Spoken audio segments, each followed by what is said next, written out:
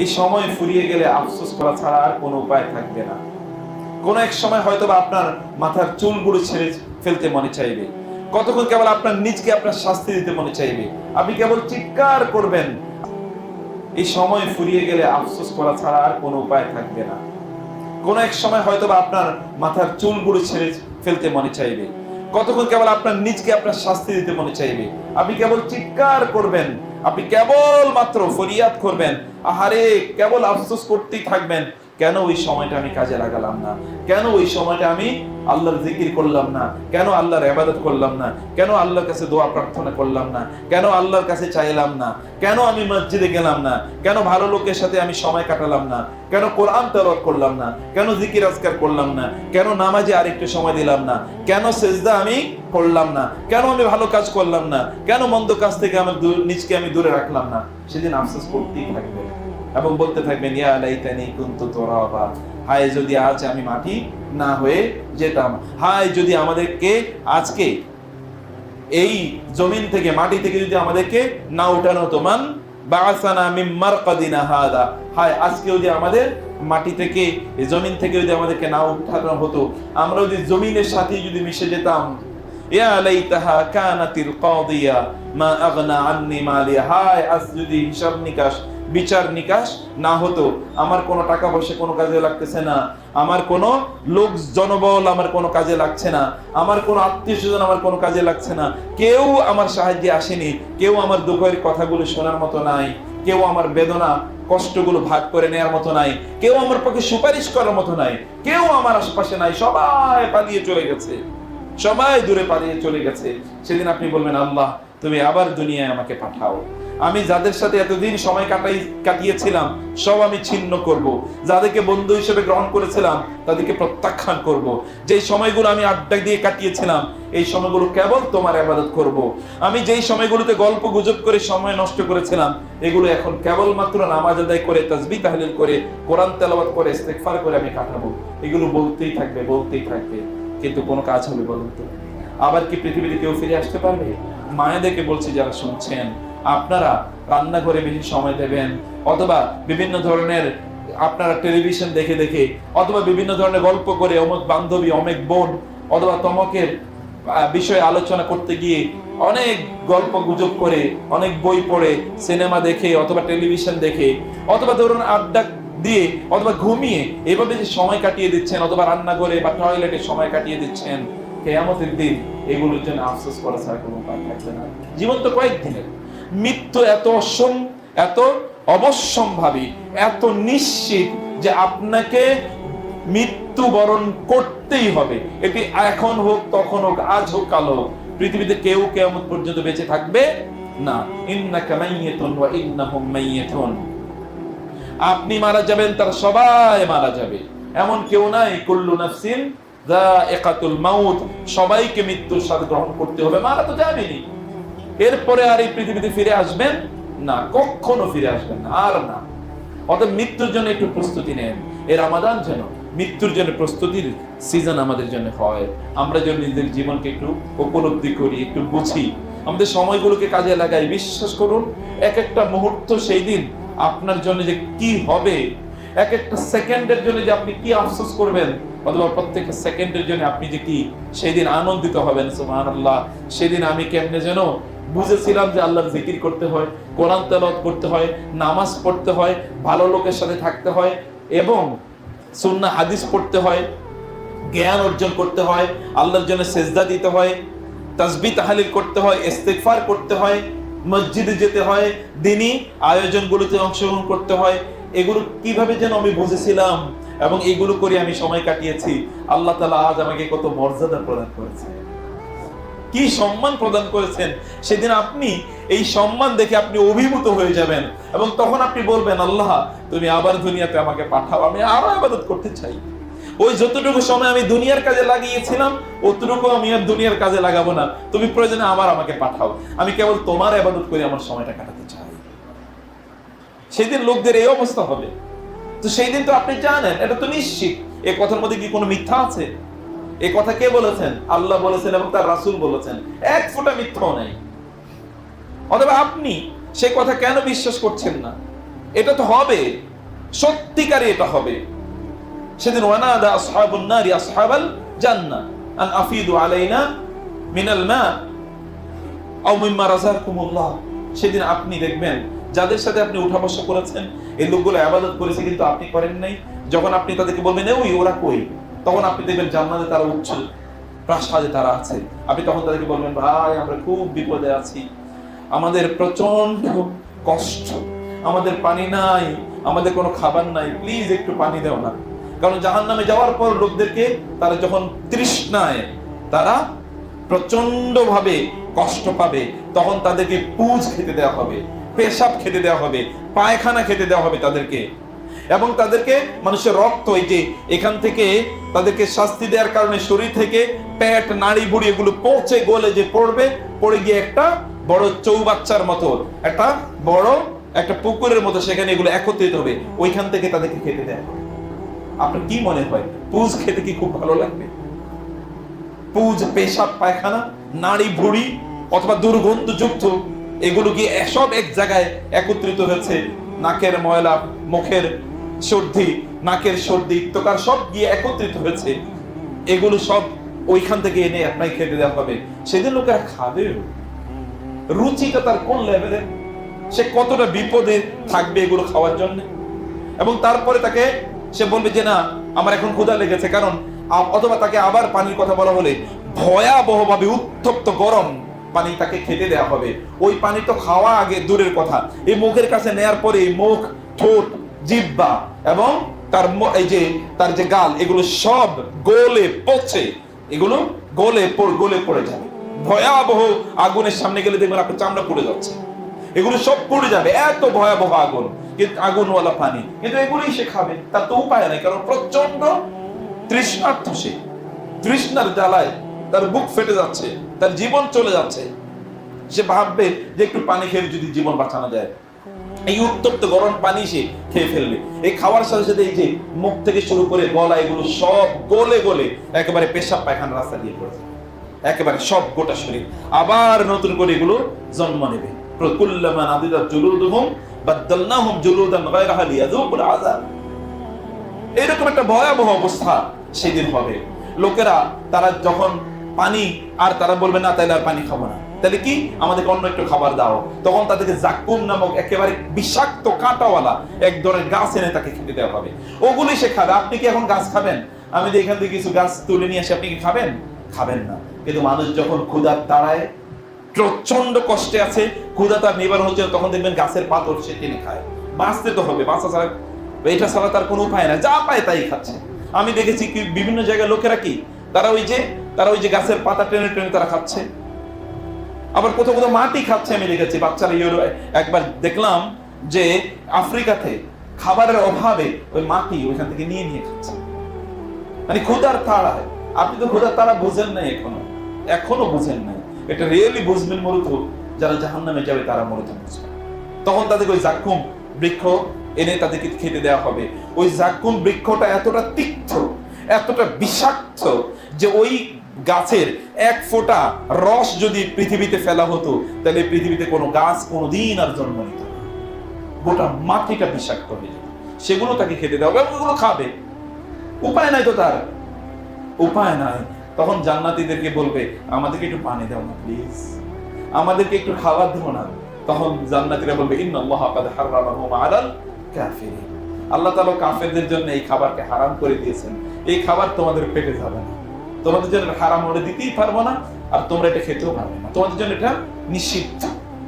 প্রিয় ভাইরা, সেই দিন আসার পূর্বে আপনাদের সময়টাকে কাজে লাগান।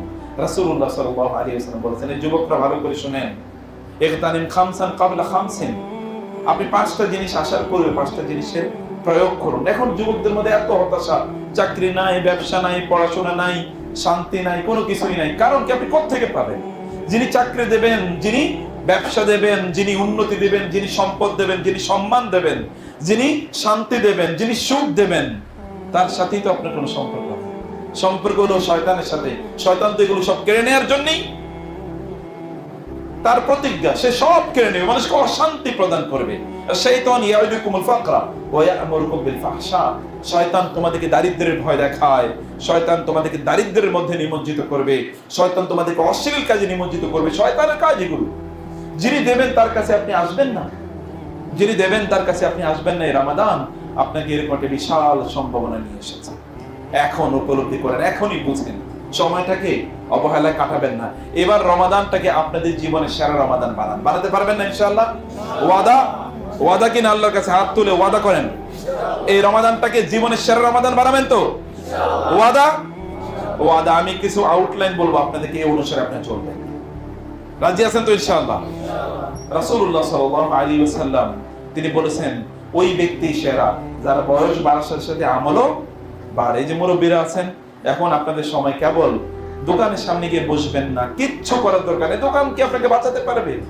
ওখানে আড্ডাবাজি করলে কি বাঁচাতে পারবে? দেশে কেই হইলো না হইলো তা দিয়ে আপনার লাভ কি? আপনার কিচ্ছু তাতে যায় আসে না। আলাইকুম বিআনফুসিকুম, আলাইকুম আনফুসাকুম লা ইয়াদুরুকুম মান দাল্লা ইযা ইহতাদাইতুম। নিজেরে বাঁচান। ও আনফুসাকুম ওয়া আহলিকুম নারা। নিজেদেরকে জাহান্নাম থেকে বাঁচান, নিজের পরিবারকে জাহান্নাম থেকে বাঁচান। অন্য কে কি করছে না করছে তার জন্য আপনাকে জবাবদিহি করতে হবে না। আপনার নিজের ব্যাপারে আপনাকে জবাবদিহি করতে হবে আল্লাহর কাছে। সেজন্য আপনার নিজকে নিয়ে চিন্তা করুন, কেবল তাসবিহ তাহলিল করুন, সুবহানাল্লাহ, আলহামদুলিল্লাহ, আল্লাহু আকবার, লা ইলাহা ইল্লাল্লাহ, আস্তাগফিরুল্লাহ, আস্তাগফিরুল্লাহ, আস্তাগফিরুল্লাহ। রাসূলুল্লাহ সাল্লাল্লাহু আলাইহি ওয়াসাল্লামের কোনো গুনাহ ছিল? কোনো গুনাহ ছিল কিনা? কোনো গুনাহ ছিল না। তিনি তারপরেও প্রতিদিন তিনি 70 বার অথবা 100 বারের বেশি তিনি কি করতেন? আস্তাগফিরুল্লাহ, আস্তাগফিরুল্লাহ, আস্তাগফিরুল্লাহ। এটা তো এক বৈঠকে, তাইলে বিভিন্ন বৈঠকে তিনি কত করতেন আল্লাহই জানে। সুবহানাল্লাহ। আল্লাহর সাথে মর্যাদা কি এমনি বাড়ে? ফেরেশতা জিবরিলকে এমনি তাকে এসে বলেছেন, ইয়া রাসূলুল্লাহ, আপনি আমাকে অনুমতি দিন, এই উহুদ পাহাড়টাকে আপনার জন্য স্বর্ণ বানিয়ে দিতে চাই। পাহাড়ের ফেরেশতারা এসে বলেছিলেন, ইয়া রাসূলুল্লাহ, আল্লাহ পাঠিয়েছেন আপনার অনুমতি নেওয়ার জন্য। এই যে তায়েফবাসীরা আপনার সাথে বেয়াদবি করেছে, আমরা এই দুটো পাহাড় তায়েফবাসীদের উপর ফেলে ওদেরকে ধ্বংস করে দিতে চাই। আল্লাহ রাসূল কি আল্লাহর সাথে সম্পর্ক রক্ষা করার কারণে আল্লাহ সুবহানাহু ওয়া তাআলা তাকে এই মর্যাদা দেন না? আপনার কেন সম্মান নাই? কেন মর্যাদা নাই? কেন আপনার এমন নাই যে অন্য লোকেরা আপনাকে ভালোবাসে? কেন আপনার এত দৈন্যতা? কেন এত অশান্তি? কেন এত হতাশা আপনার? আপনি কেন বুঝেন না যে যিনি আপনাকে এগুলো প্রদান করবেন তার সাথে আপনার সম্পর্ক নাই, এই জন্য তার সাথে রিলেশন নাই। এই কারণে কি হয়েছে মনে রাখবেন। আপনি বলবেন তো বহু লোকেরা তারা তো আল্লাহর সাথে সম্পর্ক রাখে নাই, তাদেরকে তো আল্লাহ বহুত দিয়েছে। কাফের মুশরিকদেরই তো দেখি প্রচুর পরিমাণ। প্রিয় ভাইরা, মনে রাখতে হবে জীবন দুইটা, জীবন দুইটা। একটা হলে যেমন ধরুন আপনি যে নদীতে, আপনাদের সামনে একটা নদী আছে, এই নদী পার হয়ে ওই পারে যেতে হবে, সেখানে আপনার জন্য বিশাল অট্টালিকা ব্যবস্থা করে রাখা হয়েছে। অট্টালিকা, সেখানে কি আছে? প্রাসাদ, রাজপ্রাসাদ আপনার জন্য ওখানে নির্মাণ করে রাখা হয়েছে।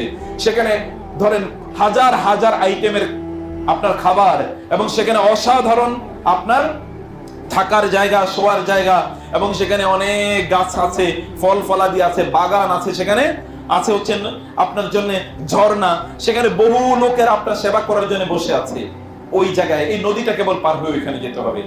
আর এর পাশেও এই নদীর এই পাড়ে এখানে সামান্য কিছু পচা দুর্গন্ধযুক্ত কিছু খাবার টাবার এখানে ব্যবস্থা করে কেউ নদীর সামনে এখানে রেখে দিয়েছে। আপনাকে কেবল এই নদীটা পার হয়ে ওই পাড়ে যেতে হবে, তাইলে ওইখানে একটা রাজপ্রাসাদ আপনার জন্য অপেক্ষা করছে। আর এই জায়গায় খুবই তুচ্ছ, একেবারেই তুচ্ছ কিছু জিনিস এখানে রাখা আছে। আপনি কষ্ট করে যদি এটা গ্রহণ না করে এই নদীটা পার হয়ে যান, তাহলে ওইখানে আপনি রাজপ্রাসাদে উঠতে পারবেন।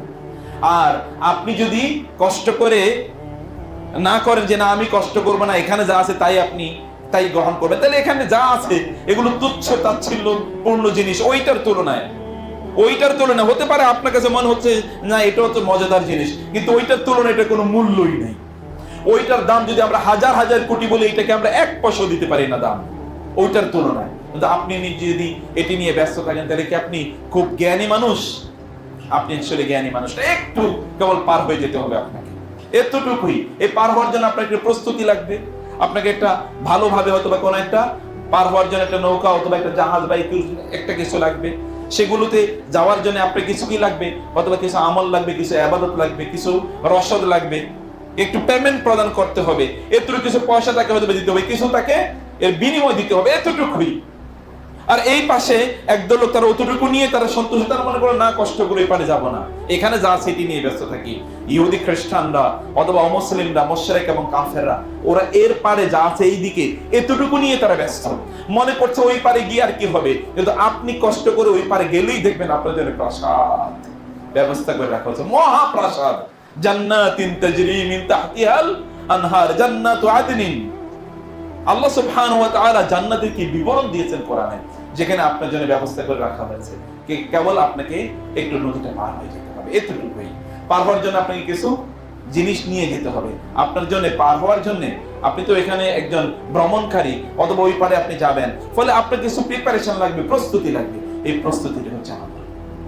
এই প্রস্তুতিটা কি? আমল। এখানকার এই সামান্য তুচ্ছতা ছিল, এই সামান্য জিনিস দেখে এগুলোকে আপনারা ভুলে যাবেন না যে আপনাকে ওই পারে যেতে হবে।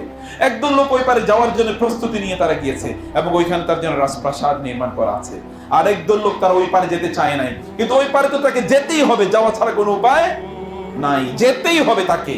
তখন তারা যেতে চায়নি, এটা নিয়ে তারা তারা ব্যস্ত ছিল। কোন এক সময়ে তাদেরকে পিটাতে পিটাতে ওই পারে নিয়ে যাওয়া হবে, এখান থেকে শাস্তি প্রদান করতে করতে ওই পারে নেওয়া হবে। আল্লাহ তাআলা বলেছেন, যখন কাফেররা যখন তাদের মৃত্যু হয়, যালিমি আনফুসিহিম, তারা জুলুমের মধ্যে তারা তাদের নিজেদের সময়দেরকে কাটিয়েছিল, এই সকল ব্যক্তিদের যখন মৃত্যু হয়, তখন ফেরেশতারা তাদেরকে পিটাতে পিটাতে তাদের জীবন বের করে, পিটাতে পিটাতে। আপনি হয়তো দেখতে পাবেন না, তার হাড় গুলো এই দুনিয়াতেই একেবারে চূর্ণ বিচূর্ণ করে তারপরে তাকে মৃত্যু প্রদান করা হয়। আর একজন ইমানদারের মর্যাদা কিভাবে জানেন? ফেরেশতারা এসে এইভাবে যেন তার শরীরটাকে হালকা হালকা করে একটু মেসেজ করে দিচ্ছে, তারপরে তার জীবনটা বের হয়। ইমানদারের অবস্থা হচ্ছে এরকম। আর যে কাফের এবং মুশরিক, আল্লাহ দ্রোহী, আল্লাহ বিদ্রোহী, আল্লাহর মতো করে আল্লাহর দেয়া জীবন ব্যবস্থা অনুসারে সময় কাটায় না, তাকে মোগর দিয়ে, হাতুড়ি দিয়ে পিটাতে পিটাতে তার হাড়গোড় গুলো ভেঙে ভেঙে তারপরে তার জীবন নেয়। আপনি বলবেন আমি তো কিছুই দেখি না, আপনি তো পরকাল সম্পর্কে কিছুই জানেন না। এমনকি আপনি কি আপনার রূহ দেখতে পান নাকি? মৃত্যু কি কারণে হয়? মৃত্যু মানে কি? ব্যক্তি জীবিত যখন, তখনও তার শরীর যা, মরা গেলেও তার শরীরও তাই, তাহলে আসলে নাই কি? এটাই তো আমরা জানি না, নাই কি? রুহটা তো আমরা দেখি না। আপনি তো অনেক কিছুই দেখেন না, আপনি তো অনেক কিছু, আপনি তো আপনার ব্রেনও দেখেন না, আপনি আপনার পেটের মধ্যে কি আছে, আপনার তো পিঠও আপনি দেখেন না, আপনার ঘাড়ও তো আপনি দেখতে পান না, অনেক কিছুই দেখতে পান না। না দেখতে পাওয়া কোনো সমস্যা না, বিশ্বাস হচ্ছে এখানে খুবই গুরুত্বপূর্ণ। সেজন্য আমি বলছি আপনাদের সময়টাকে কাজে লাগাবেন, বোনদেরকেও বলছি সময়টাকে কাজে লাগাবেন। এই যে কিছুক্ষণ সময় রাসূলুল্লাহ সাল্লাল্লাহু আলাইহি ওয়াসাল্লাম বলেছেন, সেই ব্যক্তি সেরা যার বয়স বাড়ার সাথে সাথে আমলও বেড়েছে। আপনাদের বয়স বাড়ার সাথে সাথে আমল বাড়তে হবে। বয়স বাড়ার সাথে সাথে কি হতে হবে? আমল বাড়তে হবে। বয়স বাড়ার সাথে সাথে আল্লাহর সাথে সম্পর্ক বাড়তে হবে, যেন আপনি বলতে পারেন যে গতকালের চেয়ে, গত বছরের চেয়ে এবার আল্লাহর সাথে আমার সম্পর্ক আগের চেয়ে অনেক অনেক ভালো। এইভাবে আপনাদের সময়টাকে কাজে লাগান। কাজে লাগানোর জন্য কি করতে হবে? এক নম্বর হচ্ছে আল্লাহর প্রতি আপনাদের যে বিশ্বাস, ঈমান, আকীদা, এটাকে ঠিক করে নেন। ঈমানকে ঠিক না করলে ইবাদত করে কোনো লাভ নাই। বুঝতে পেরেছেন? মুরব্বীরা ভালো করে শুনুন, যুবকরা ভালো করে শুনুন, বোনেরা ভালো করে শুনুন। ঈমান ঠিক না করলে, আপনার আকীদাটা ঠিক না হলে এই ইবাদত করে কোনো লাভ নাই।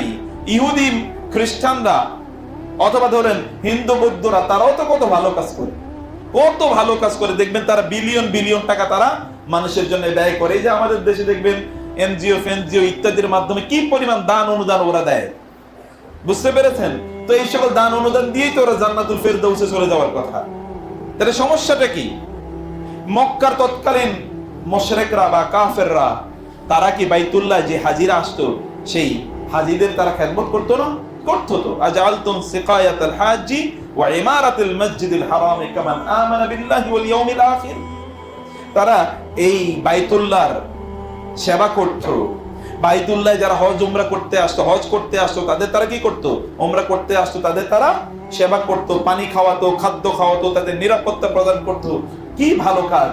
বাইতুল্লাহর তারা নিরাপত্তা দিত, বাইতুল্লাহর তারা মোতাওয়াল্লি ছিল, এখানকার যত প্রয়োজন সব প্রয়োজনগুলো তারা মেটাতো। কত ভালো কাজ তারা করতো। কিন্তু তারপরেও তারা কি? ইয়া আইয়ুহাল কাফিরুন লা আ'বুদু মা তা'বুদুন ইন্নাকুম ওয়া মা তা'বুদুনা মিন দুনিল্লাহি হাসাবু জাহান্নাম। আল্লাহ তাআলা বলেছেন, তোমরা এবং তোমরা যা কিছুর উপাসনা করো আল্লাহ ছাড়া, এগুলো সবাই একসাথে জাহান্নামে যাবে।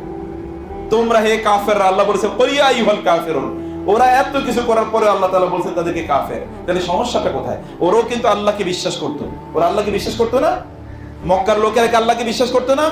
করতো তো। কাফেররা, মুশরিকরা তারা আল্লাহকে বিশ্বাস করতো, এই জন্য তাদেরকে মুশরিক বলা হয়। তারা আল্লাহকে বিশ্বাস করতো। এবং আল্লাহ তাআলাই বলছেন যে তাদেরকে যদি বলা হয় যে আসমানকে সৃষ্টি করেছে, জমিন সৃষ্টি করেছে, তারা বলবে আল্লাহ। তাদেরকে যদি বলা হয় যে সবকিছুর মালিককে, তোমাদের মালিককে, আল্লাহ, সবকিছু তারা জানে, কিন্তু তারা তারপরে কি করেছে? শিরক করেছে। ওয়ামা ইউমিনু আকসারুহুম বিল্লাহি ইল্লা ওয়া হুম মুশরিকুন। অধিকাংশ লোক তারা ঈমানের দাবি করে কিন্তু তারা মুশরিক। আপনাকে বুঝতে হবে আসলে ঈমানটা কি, আপনাকে বুঝতে হবে তাওহীদটা কি। কুল হুয়াল্লাহু আহাদ আল্লাহুস সামাদ লাম ইয়ালিদ ওয়া লাম ইউলাদ ওয়া লাম ইয়াকুল লাহু কুফুয়ান আহাদ। অতএব তাওহীদ আল্লাহর ব্যাপারে জানা দরকার। আল্লাহর ব্যাপারে যদি না জানেন তাহলে বাঁচার কোনো উপায় নাই। আপনার চোখটা বন্ধ করলেই আপনাকে ফেরেশতারা 4টি প্রশ্ন করবে। তোমাদের 1 নম্বর প্রশ্ন কোনটা? কোনটা 1 নম্বর প্রশ্ন? তোমার রব কে? এটা 1 নম্বর প্রশ্ন কি না? তাহলে এই প্রশ্নের উত্তর জানা দরকার না? আপনি বলবেন আল্লাহ, ওটা আপনি বলবেন আমি তো মুখস্থ করে রাখছি আল্লাহ। যখন পিটানো শুরু হবে তখন তো আপনি সবকিছু ভুলেই যাবেন। যখন পিটানো শুরু হবে, ঈমান আকীদা যদি এখনই ঠিক না হয়, তখন ফেরেশতাদের চেহারা দেখে আপনি সবকিছু ভুলে যাবেন। অনেক লোক দেখবেন যে এরকম, আপনি কোনো একটা ডাকাত বা অপরাধী যদি দেখা যায় চারিদিক দিয়ে তাকে পুলিশ অথবা আইন প্রয়োগকারী সংস্থা চারিদিক থেকে তাকে যদি ঘিরে রাখে, তাহলে দেখবেন তার সব বুদ্ধি লোপ পেয়ে গেছে। আপনার ঘরে চোর ঢুকলে তো আপনি বুঝবেন না যে কি করা উচিত, মানে আপনি ভেবাচাকে খেয়ে যাবেন। চোর হয়তো আপনার সামনে থেকে সব নিয়ে গেছে, আপনি বুঝতেও পারবেন না কি করা উচিত, এটা আপনি বুঝবেনই না। ক্ষণিকের মুহূর্তে আপনি কোথাও দাঁড়িয়ে আছেন, দেখবেন যে বাস আপনার সামনে এসে পড়ে গেছে, আপনি তো বুঝবেনই না কি করা উচিত, কারণ এত দ্রুত এই ঘটনার ভয়াবহতার কারণে আপনি কিছু বুঝবেনই না। এইরকম একটা ভয়াবহ অবস্থা। ফেরেশতারা বিশাল চেহারা নিয়ে, বিশাল দাঁত নিয়ে এবং ভয়াবহ অস্ত্র শস্ত্র নিয়ে আপনার সামনে আসছে এবং আপনাকে বলছে বলো তোমার রবকে। আপনি তখন কাঁপতে থাকবেন, আপনার কিচ্ছু মনে থাকবে না। ইন্টারভিউ বোর্ডে গিয়ে দেখবেন অনেকে প্রশ্নের উত্তর দিতে পারে না, কাঁপার কারণে। অথচ মানুষের সামনে, সেখানে ভয়াবহ ফেরেশতাদের সামনে কিসের উত্তর দেবে? অতএব আপনি কেবল উত্তর দিতে পারবেন যদি আপনার ঈমানটা ঠিক থাকে, আল্লাহর ব্যাপারে যদি আপনার জ্ঞান, ধারণা, বিশ্বাস শক্তিশালী থাকে, তাইলে আপনি উত্তর দিতে পারবেন। অতএব আল্লাহর ব্যাপারে জানেন, ভালো করে জানুন। আপনাকে কে সৃষ্টি করেছেন? আল্লাহ সৃষ্টি করেছেন। কে সৃষ্টি করেছেন? আল্লাহ সৃষ্টি করেছেন। অতএব ইবাদত হবে কার? কেবল আল্লাহর। চাইবো কার কাছে? কেবল আল্লাহর কাছে। আমাদের মাথা নত হবে কার কাছে? আল্লাহর কাছে। আমরা কার আইন অনুসারে চলবো? আল্লাহর আইন। সর্বত্র সর্বত্র আল্লাহ যা বলেছেন, আল্লাহর যে বিধান আছে সেই বিধান অনুসারে চলবো। আল্লাহ তাআলা তিনি কোরআনে যা বলেছেন, তার রাসূল হাদিসে যা বলেছেন, সেটাই তো আমাদের কথা নাকি? এর বাইরে তার কোনো কথা নেই নাকি? অন্য কোনো কথা আছে? আল্লাহ আল্লাহর রাসূলের চেয়ে কেউ বেশি বুঝে নাকি? বুঝে না তিনি কেউ। অতএব আল্লাহ আল্লাহ রাসূল যা বলেছেন সেটি আপনাদের বোঝা দরকার, সেটি আপনাদের জানা দরকার। আল্লাহ সম্পর্কে আপনাদের উপলব্ধিটা ঠিক থাকা দরকার। এই মাথাটা অবনত হবে কার জন্য? আল্লাহর জন্য। এই যে যুবকরা ভালো করে শোনেন, মাথাটা কেবল আল্লাহর জন্য নোয়াবেন। দুনিয়ার মানুষের সামনে মাথা নোয়াইলে কোনো লাভ হবে না, কেউ আপনাকে বাঁচাতে পারবে না। অমকের নামে স্লোগান, তমকের পক্ষে গিয়ে আপনি কতক্ষণ দৌড়াদৌড়ি করবেন, এই তো 2 টাকা 10 টাকা অথবা 5 টাকা 100 টাকা এই ভিক্ষাই কেবল আপনার ভাগ্যে জুটবে, কিন্তু আপনার অপমান আপনার কপালে এরকম লেখা হয়ে থাকবে, এই লোকটার জন্য অপমান। ওয়াইজ্জুহু ইস্তিগনাহু আনিন নাস। আল্লাহ সুবহানাহু ওয়া তাআলা কি প্রতিদিন প্রথম আকাশে তিনি নেমে আসেন নাই? যেমন শুক্রবারের কথা বলেছি, শুক্রবারে তিনি 2 বেলা দোয়া কবুল করেন, 2টা সময়, আসর থেকে মাগরিব। সেই সময় আপনি আল্লাহর কাছে দোয়া করলেন না কেন? আপনি কি চাইতে পারতেন না আল্লাহর কাছে? আপনি কেন এক ভিক্ষুক হয়ে আরেক ভিক্ষুকের কাছে চান? আপনার লজ্জা থাকা উচিত যে আপনি নিজেই এমন ব্যক্তির পিছনে আপনি ঘুরতেছেন, ও নিজে আরেক ডাকাত অথবা চোর, অথবা সে নিজেকে ভিক্ষুক, ও দেখেন নিজেই গিয়ে ভিক্ষা করে অথবা আরেকজনের সম্পদ লুণ্ঠন করে। এই ব্যক্তির পিছনে আপনি কেন যান? ওর নিজের মর্যাদা আছে নাকি? যার পেছনে আপনি ঘুরেন, যার পেছনে পেছনে আপনার সময়টাকে ব্যয় করেন, ওই ব্যক্তির নিজের কোনো মর্যাদা আছে? তার কোনো আছে, তার কোনো মর্যাদা না আছে, তার কোনো আত্মসম্মান বোধ কোনো কিছুই নাই, তার পেছনে আপনি লেজুর ভিত্তি কেন করেন? যিনি মর্যাদার মালিক, মালিকাল মুলকি তুতিল মুলকা মান তাশা ওয়া তানজিউল মুলকা মিম্মান তাশা ওয়া তুইজ্জু মান তাশা ওয়া তুযিল্লু মান তাশা বিয়াদিকাল খায়র। যিনি সবকিছুর মালিক, তার কাছে চান, দুহাত তুলে বলেন না, আল্লাহ আমার এটা সমস্যা তুমি সমাধান করে দাও, আল্লাহ আমার এটি দরকার, তুমি এটি আমাকে প্রদান করো। এটা কি বলতে পারেন না? বলতে পারেন কিনা? কথা বলেন, এই আপনারা কথা বলছেন না কেন? বলতে পারেন কিনা এটা আপনারা? মনোযোগ দিয়ে বলবেন, তাইলে চাইবেন কার কাছে? আপনার কোনো সমস্যা হলে সেজদায় লুটিয়ে পড়বেন। এই কপালটা যতক্ষণ পর্যন্ত আপনি আল্লাহর সামনে না নোয়াবেন ততক্ষণ পর্যন্ত আপনার কোনো শান্তি নাই, পাইবেন না শান্তি। দেখেন না কত ফেরাউন তার মসনদে বৈশা সে ভয়ের মধ্যে আসে না যে তার কি ক্ষমতা চলে যাবে, ভয়ের মধ্যে ছিল কিনা। এবং এই জন্যে তৎকালীন যত সন্তান শিশু জন্ম নিচ্ছে, ছেলে সন্তান সবগুলোকে হত্যা করেছে না ফেরাউন। কি কারণে? অথচ সব ক্ষমতা তার, সব লোক তার, বিশাল বড় সৈন্যবাহিনী তার, সম্পদের তার কোনো অভাব নাই, তাকে চ্যালেঞ্জ করার মতো কেউ নাই। সে নিজেই দাবি করেছে আনা রব্বুকুমুল আলা, আমি তোমাদের রব। সে হাজার জাদুকরদেরকে ডেকে নিয়ে এসেছে মুসা আলাইহিস সালামের বিরোধিতা করার জন্য, কিন্তু কোনো লাভ হয়েছে? ওই যে হাজার জাদুকরকে এনেছিল এক মুসার বিরোধিতা করার জন্য, সেই মুসাকে পরাজিত করতে পারে নাই। মুসাকে হত্যা করার জন্য কি না করলো, কিন্তু করতে পারে নাই। সর্বশেষ ওই যে সাগর, ওই সাগরে গিয়ে মুসাকে হত্যা করার জন্য মুসা আলাইহিস সালাম তার বাহিনী নিয়ে অথবা বনি ইসরায়েলকে নিয়ে সাগর পার হয়ে যাচ্ছিলেন।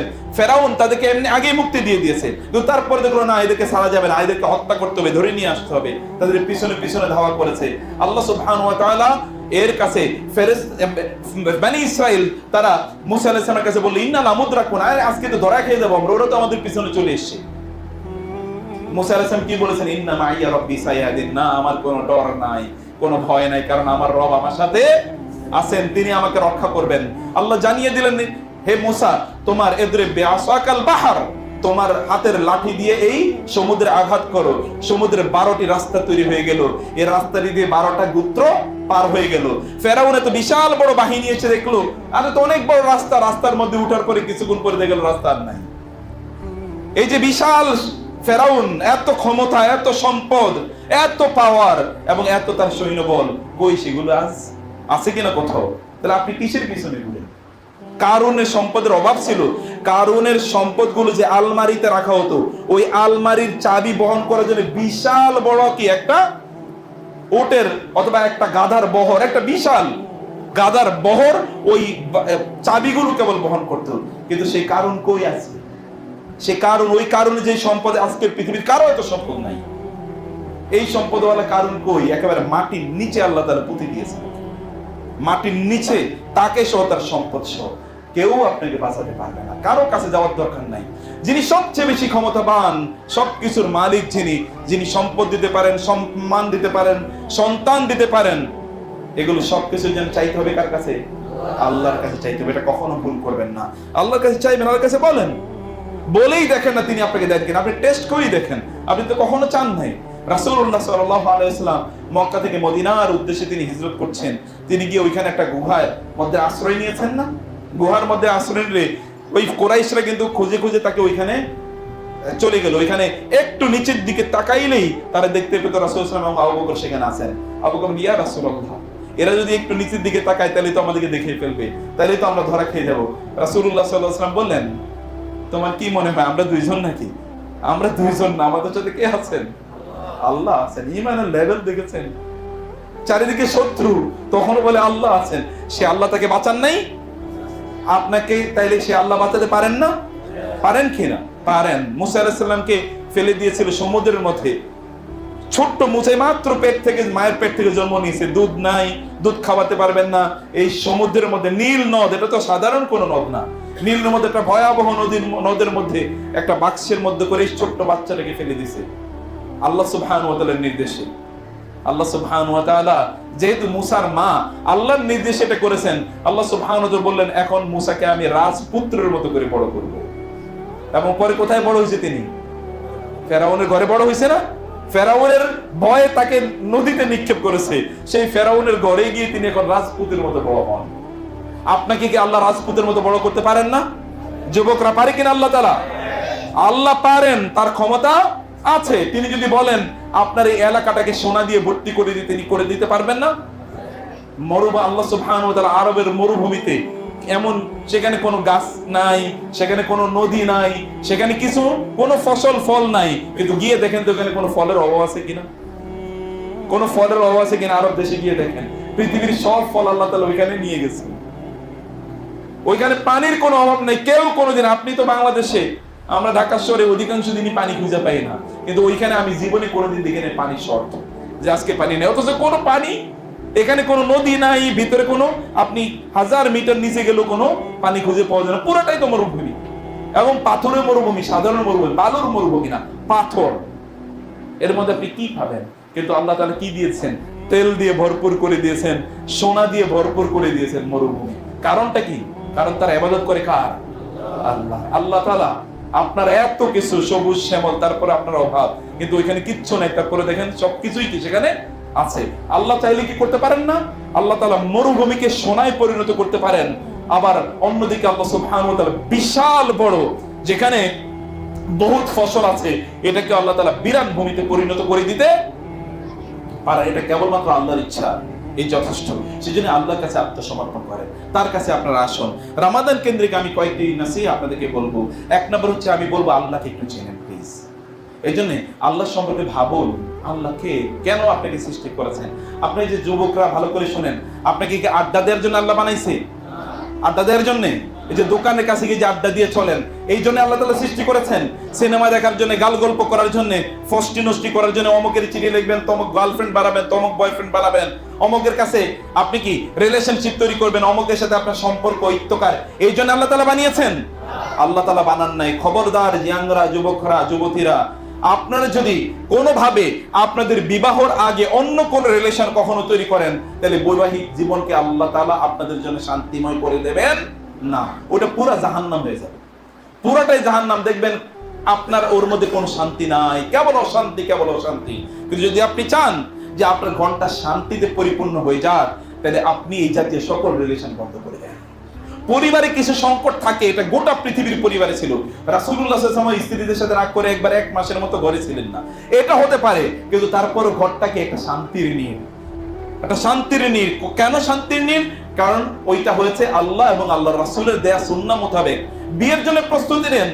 আল্লাহ তাআলা বিয়ে করলে আপনাদেরকে কি সম্পদ বাড়িয়ে দেবেন। এখন আমরা সম্পদের, টাকা পয়সার ভয়ে, টাকা পয়সা নাই এই জন্য বিয়ে করি না। আর আল্লাহ বলছে টাকা পয়সা পাইতে হইলে বিয়ে করো। বুঝেন নাই কথা যুবকরা? আল্লাহ বলেছেন টাকা পয়সা পেতে হলে, সম্পদ পেতে হলে বিয়ে করো। আর এখন আপনারা বলছেন আমার তো সম্পদ নেই, আমি বিয়ে করবো কেন? তাহলে আল্লাহ তাআলার বিপরীতে আমরা যাচ্ছি কিনা? আল্লাহ তাআলার বিপরীতে যাচ্ছি। জেনা করা আমাদের জন্য সহজ, কিন্তু বিয়ে করা আমাদের জন্য কি কঠিন। এটা একটা ভয়াবহ ভাবে একটা অসভ্য, অশ্লীল অথবা শয়তানি সমাজের একটা চিত্র। এটা ইসলামী সমাজের চিত্র না, এটা ইসলামী সমাজের চিত্র না। আল্লাহর কাছে আসেন, আল্লাহর কাছে বলেন আপনার কষ্টের কথাগুলো, আল্লাহর কাছে বলেন না। আল্লাহ কি আপনার কথা শুনবেন না? শুনবেন কিনা? আল্লাহ অতীতে কি যুবকদের কথা শুনেন নাই?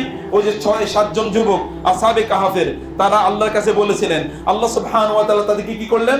গুহার মধ্যে নিয়ে 309 বছর ঘুম পাড়িয়ে জীবিত রাখলেন এবং ওদের কোনো সমস্যা হয় নাই। সে আল্লাহ কি এখনো আছেন কিনা? আছেন এখনো। সে আল্লাহর প্রতি বিশ্বাস রাখেন, সে আল্লাহর প্রতি আস্থা রাখেন। আল্লাহ সুবহানাহু ওয়া তাআলা আপনাকে এমন করতে দিতে অবশ্যই পারেন। সেজন্য আল্লাহর ব্যাপারে জানুন, তার ব্যাপারে তার কাছে আপনি চান, মাথাটা কেবলমাত্র তার কাছেই নত করবেন, তার দ্বীনের জন্য আপনি কাজ করবেন। আল্লাহর দ্বীনের জন্য কাজ করেই দেখেন আল্লাহ তাআলা কিভাবে আপনার সম্মান বাড়িয়ে দেন, মর্যাদা বাড়িয়ে তিনি দেবেন যদি আপনি তার কাছে আসেন। আপনি তার রাসূল যেভাবে জীবন যাপন করে সেভাবে জীবন যাপন করেই দেখেন না কেন, কিভাবে গোটা জীবন আপনার জন্য সহজ হয়ে যায়। সবকিছু আপনার জন্য সহজ হয়ে যাবে, সবকিছু। আল্লাহ তাআলা যা বলেছেন তাই করবেন, আল্লাহ রাসূল যা বলেছেন তা করবেন। এই জন্য শিরক করবেন না। কি করবেন না? শিরক করবেন না। আল্লাহ ছাড়া অন্য কারো আনুগত্য নাই, আল্লাহ রাসূল ছাড়া আর কারো আনুগত্য চলবে না। কেবল আনুগত্য কার? আল্লাহ এবং আল্লাহ রাসূলের। কেবল কার কথা অনুসারে আমরা চলবো? আল্লাহ এবং আল্লাহ রাসূলের কথা অনুসারে আমরা চলবো। কেবল ইবাদত কার জন্য করব? আল্লাহর জন্য করব। কেবল চাইবো কার কাছে? আল্লাহর কাছে চাইবো, অন্য কারো কাছে চাওয়ার কোনো প্রয়োজন নাই। আল্লাহ যদি আপনাকে দেওয়ার জন্য থাকেন, তাহলে আপনি অন্য কারো কাছে কেন চান? আপনি তো আপনার নিজের স্ট্যাটাসটা একেবারে ধুলায় নামিয়ে দিলেন। যেই ব্যক্তি প্রধানমন্ত্রীর কাছে চাওয়ার অথবা প্রেসিডেন্টের কাছে চাওয়ার তার কি আছে? সুযোগ আছে। সেই ব্যক্তি যদি এলাকার ভিক্ষুকের কাছে চায়, তাহলে ওর আত্মমর্যাদা থাকলো? তাহলে ওর কি সম্মান বোধ থাকলো? ওটা একেবারে কি নির্লজ্জ, অথর্ব, স্টুপিড। আপনার রবের সাথে আপনার ডাইরেক্ট কানেকশন ওর সুযোগ আছে, আর আপনি রবের বাদ দিয়া তথাকথিত অমক তমকের পিছনে পিছনে ঘুরেন। তাহলে আপনার নিজকে আপনি অবহেলিত, অমর্যাদায় নিয়ে গেলেন না? অসম্মানিত করলেন না? আপনি আপনার নিজকেই তো লাঞ্ছিত করলেন, অবাঞ্ছিত আপনি আপনার নিজকে করলেন। আল্লাহর কাছে চান, সেজদায় লুটিয়ে পড়ুন। মহান আল্লাহ সুবহানাহু ওয়া তাআলা তিনি প্রতি রাতের শেষ তৃতীয়াংশে প্রথম আকাশে নেমে আসেন এবং বলতে থাকেন, কারো কি রিজিকের প্রবলেম আছে আমার কাছে বলো, আমি তোমার রিজিকের সমস্যার সমাধান করে দেবো। এই যুবকরা আছেন ব্যবসা নাই, চাকরি নাই, অথবা মনে করে কি টাকা পয়সা নাই, তাহলে আল্লাহ তাআলা তো প্রথম আকাশে প্রতি রাতে নেমে আসেন, আপনি তার কাছে বলতে পারেন না? আপনার এলাকায় যদি প্রধানমন্ত্রী আসতো এবং বলতো যে এলাকায় প্রধানমন্ত্রী এসেছে, এই এলাকার যত ধরনের যুবকরা আছে তারা প্রধানমন্ত্রীর কাছে গিয়ে যা চায় তাই তাদেরকে প্রদান করা হবে, যুবকরা কি সেখানে যেত কি যেত না? সবাই যেত, গিয়ে ওইখানে প্রয়োজনে মারামারি করতে বলার জন্য করতো না? কিন্তু প্রধানমন্ত্রীরা, দুনিয়া সব প্রধানমন্ত্রী কি কথা ঠিক রাখে? কথা বুঝেন না আপনারা? দুনিয়ার সব প্রধানমন্ত্রীরা যা বলে তাই করে, সব প্রেসিডেন্টরা যা বলে তাই করে, অধিকাংশই তাদের কথা ঠিক রাখে না। কিন্তু আল্লাহ কি তার কথা ঠিক রাখেন না? তিনি কি তার কথা কোনোদিন ভঙ্গ করেছেন? ইন্নাল্লাহা লা ইউখলিফুল মিয়াদ। মানুষের সক্ষমতা এটা লিমিটেড, কিন্তু আল্লাহর ক্ষমতা কি লিমিটেড নাকি? আল্লাহর ক্ষমতার কোনো সীমা আছে? কোনো সীমা নাই। তিনি তো যা চান তাই তিনি করেন, ফাআলুল লিমা ইউরিদ, তিনি যা চান তাই করেন। এই জন্য তিনি বলছেন, তোমার অর্থনৈতিক সমস্যা আমাকে বলো, আমি সমাধান করে দেব। তোমার রোগ আছে, যে অনেকে আছে অনেক রোগ, আপনি আল্লাহর কাছে বলেন না। আপনি কয়দিন আপনার রোগের কথা আপনি বললেন, ডাক্তারের কাছে তো ভুললেন, মানুষের কাছে বলে বলে ভেবেন, আরে ভাই আমার এই রোগটা কি করা যায়, বাঁচতে পারতেছি না, খুবই কষ্ট। কবে? রাতে তাহাজ্জুদের নামাজ পড়ে আল্লাহকে বলেছেন, আল্লাহ আমার এই রোগ তুমি সমাধান করে দাও। আলা আমিন মুবতালান ফাওয়াফি। আল্লাহ তাআলা বলেন, হে এমন কেউ আছে যার রোগ আছে, আমার কাছে বলো, আমি তোমার রোগ দূর করে দেব। একদিনও কি বলেছেন? এটা বলতে হবে এবং চাইয়াই দেখেন না আল্লাহ তাআলা আপনার এই সমস্যার সমাধান করেন কিনা। চাইয়াই দেখেন আল্লাহ সমস্যার সমাধান করেন কিনা। অনেক গুনাহ করেছেন, যুবকরা মনে করতে পারেন আমি এত গুনাহ করছি, আল্লাহ কি আমাকে মাফ করে দেবেন? আল্লাহ সবার আগে বরং আপনাকে মাফ করে দেবেন। যে যত বড় অপরাধী সে তত বড় ক্ষমতা পাওয়ার, তত বড় সে ক্ষমা পাওয়ার কি রাখে? সুযোগ রাখে। আপনার যত বড় অপরাধী হোক না কেন, আপনার অপরাধ কি আল্লাহর ক্ষমার চেয়ে বড়? আপনার অপরাধ কি আল্লাহর ক্ষমার চেয়ে বড়? আই সারা পৃথিবীর সকল মানুষ যদি অপরাধ করে গোটা পৃথিবীকে নোংরা বানিয়ে ফেলে, তাহলে আল্লাহ সুবহানাহু ওয়া তাআলা কেবল যদি একবার বলেন দাও সবাইকে ক্ষমা করে দিলাম, তাহলে আর কোনো প্রয়োজন আছে কিছু প্রয়োজন? এটা কি তিনি বলতে পারেন না? আপনাদের এই দুনিয়াতে মনে করেন যে জায়গা জমিনের অভাব, কোথায় থাকবো? জান্নাতে কি জায়গা জমিনের অভাব আছে নাকি? জান্নাতে জায়গা জমিনের অভাব আছে? যে ব্যক্তি সর্বশেষ জান্নাতে যাবে ওই ব্যক্তিকেই তো এই দুনিয়ার প্রায় 10টা দুনিয়ার সমান জান্নাত প্রদান করবেন আল্লাহ। এই দুনিয়ার এতটুকু জমিন নিয়ে এত কাইজা মারামারি ঝগড়া বিবাদ ইত্তকার কেন করছেন? এই সামান্য একটু জমিন নিয়ে জান্নাতের একটি ইট, যে ইট দিয়ে আপনার জন্য অট্টালিকা বানানো হবে, ওই ইট যদি বিক্রি করা হয় তাহলে গোটা দুনিয়ার সব সম্পদ বিক্রি করে একটা ইট কেনা যাবে না। ওই রকম জান্নাত আপনাদের জন্য আল্লাহ বানিয়ে রেখেছেন না? ওইরকম বানিয়ে রেখেছেন কিনা? এই পৃথিবীর এই যে নর্তকীদের প্রতি অথবা যে সকল যারা ফষ্টি নষ্টি করে, এই জাতীয় নারীদের চেহারার দিকে তাকানোর দরকার কি? জান্নাতে যেই নারীদেরকে আল্লাহ তাআলা আপনাদের জন্য তৈরি করে দিয়েছেন, ওরা যদি পৃথিবীতে একবার উকি মারে, তাইলে আর পৃথিবীতে কিয়ামত পর্যন্ত কোনো আলোর প্রয়োজন হবে না। একবার যদি ওরা তাদের মুখ থেকে একবার কুলি করে একটা পানি এই পৃথিবীর দরিয়াগুলোতে, নদীগুলোতে, সমুদ্রগুলোতে ফেলে দেয়, তাহলে কিয়ামত পর্যন্ত সব পানি এটা ওই যে ডাবের পানির মতো মিষ্টি হয়ে যাবে। কি সুন্দরী তারা, কি মর্যাদাকার তারা, তাদের যেই সেন্ট সুগন্ধি তাদের শরীর থেকে বের হবে, এটাই তো ভরপুর মাইল, হাজার হাজার মাইল পর্যন্ত এটা ছড়িয়ে পড়বে। তাদের চেহারার দুটি ঔজ্জ্বল্য, তাদের শরীরের দিকে তাকালে দেখতে পাবেন এখানে হাড় মাংস সব এরকম আয়নার মতো করে সব দেখা যায়। এইরকম অসাধারণ সুন্দরী তাদেরকে পাইতে হলে দুনিয়াতে স্যাক্রিফাইস করতে হবে না? দুনিয়াতে এই নর্তকীদের দিকে তাকিয়ে কি তাদেরকে পাওয়া যাবে? কখনো পাওয়া যাবে না। সেটার ব্যাপারে জানুন, আল্লাহ যা বলেছেন তিনি কি মিথ্যা বলেছেন? মিথ্যা বলেন না, তিনি সত্য বলেছেন। অতএব তার প্রতি বিশ্বাস রেখে তার কাছে এটা চান। আল্লাহ সুবহানাহু ওয়া তাআলার ব্যাপারে আপনার বিশ্বাসটাকে, উপলব্ধিটাকে শক্তিশালী বানান। এক নম্বর কথা আমি বলছি, তাহলে তাওহীদ ঠিক করেন। শিরক করলে কোনো ইবাদত কবুল হবে না। আল্লাহর কাছে না চাই অন্য কারো কাছে চাইবেন, আল্লাহর ইবাদত না করে অন্য কারো ইবাদত করবেন, আল্লাহর আনুগত্য না করে অন্য কারো আনুগত্য করবেন, আল্লাহর কাছে না চেয়ে অন্য কারো কাছে চাইবেন, আল্লাহর কাছে মাথা নত না করে অন্য কারো কাছে মাথা নত করবেন। আল্লাহর ইবাদতের জায়গাগুলোতে আসবেন না, অন্য জায়গায় ঘুরে ঘুরে আপনি বেড়াবেন। ওদের পূজা, ওদের অর্চনা বা ওদের বিভিন্ন ধরনের আয়োজন, ইহুদি, খ্রিস্টান, হিন্দু, বৌদ্ধ, তাদের বিভিন্ন আয়োজনে গিয়ে সেখানে ফুর্তি ফ্যাশন করবেন, গান বাজনা, সিনেমা, নাটক ইত্যাদি নিয়ে, অশ্লীলতা নিয়ে ব্যস্ত থাকবেন। ফেসবুক, ইউটিউবে যত অশ্লীল জিনিস আছে এগুলো দেখে দেখে নিজকে সারাদিন ব্যস্ত রাখবেন, আর জান্নাতে আপনি যাবেন এটা কোনোদিন প্রত্যাশা করবেন না, কোনোদিন না, কোনোদিন না, খবরদার। এগুলো পাওয়ার কোনো উপায় নাই। সেই দিন কেবল জাহান্নামের যে শাস্তির কথা বললাম না, সামান্য বলেছি, এই শাস্তি অপেক্ষা করছে। সেদিন কোনো চিৎকার চেঁচামেচি করে কোনো লাভ হবে না, কোনো লাভ হবে না। দুনিয়ায় কি কেউ আবার ফিরে আসতে পারবে? বাপ দাদার কি কেউ ফিরে এসছে? আপনার বাপ, আপনার দাদা, তার 14 গোষ্ঠীর কেউ কি দুনিয়ায় আবার এসছে? আবার কেউ আসে নাই। কিয়ামত পর্যন্ত আদমতি আসে নাই, মুহাম্মদ সাল্লাল্লাহু আলাইহি ওয়াসাল্লাম আসে নাই, ইব্রাহিম আলাইহিস সালাম আসে নাই, নূহ আলাইহিস সালাম আসে নাই, কেউ তো আসে নাই। কিয়ামত পর্যন্ত কেউ আর ফিরে আসবে না। দুনিয়া শেষ একবার, এটা চান্স ইজ ওয়ান্স, একবার মাত্র সময় দেয়া হয়, এরপরে আর সময় দেয়া হবে না। সময়টাকে এবার কাজে লাগানোর জন্য আপনার প্রস্তুতি নেন। আল্লাহ সম্পর্কে জানান, আল্লাহর সৃষ্টি সম্পর্কে চিন্তা করুন। এই মহা আকাশের যিনি স্রষ্টা তার ব্যাপারে একবার ভাবুন, মহা বিশ্বের যিনি স্রষ্টা তার ব্যাপারে একবার ভাবুন। তিনি তো এর চেয়ে অনেক অনেক বড়, তিনি তো এর চেয়ে কি আল্লাহু আকবার, আল্লাহ সবচেয়ে বড়, সবচেয়ে মহান।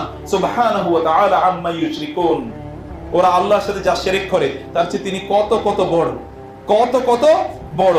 আল্লাহ তাআলা যে আরশ, এই আরশটা হচ্ছে আল্লাহ সুবহানাহু ওয়া তাআলা পা রাখার জায়গা, আরশ। এই আরশের পায়ার সাথে এই আসমান এবং জমিনকে আল্লাহ তেল দিয়ে ভরপুর করে দিয়েছেন, সোনা দিয়ে ভরপুর করে দিয়েছেন মরুভূমি। কারণটা কি? কারণ তারা ইবাদত করে কার? আল্লাহ। আল্লাহ তাআলা আপনার এত কিছু সবুজ শ্যামল, তারপরে আপনার অভাব, কিন্তু ওইখানে কিচ্ছু নাই, তারপরে দেখেন সবকিছুই কি সেখানে আছে। আল্লাহ চাইলে কি করতে পারেন না? আল্লাহ তাআলা মরুভূমিকে সোনায় পরিণত করতে পারেন। আবার অন্যদিকে আল্লাহ সুবহানাহু ওয়া তাআলা বিশাল বড়, যেখানে বহুত ফসল আছে, এটাকে আল্লাহ তাআলা বিরাট ভূমিতে পরিণত করে দিতে পারে। এটা কেবলমাত্র আল্লাহর ইচ্ছা, এই যথেষ্ট। সেজন্য আল্লাহর কাছে আত্মসমর্পণ করেন, তার কাছে আপনারা আসুন। রমাদান কেন্দ্রিক আমি কয়েকটি নাসিহা আপনাদেরকে বলবো।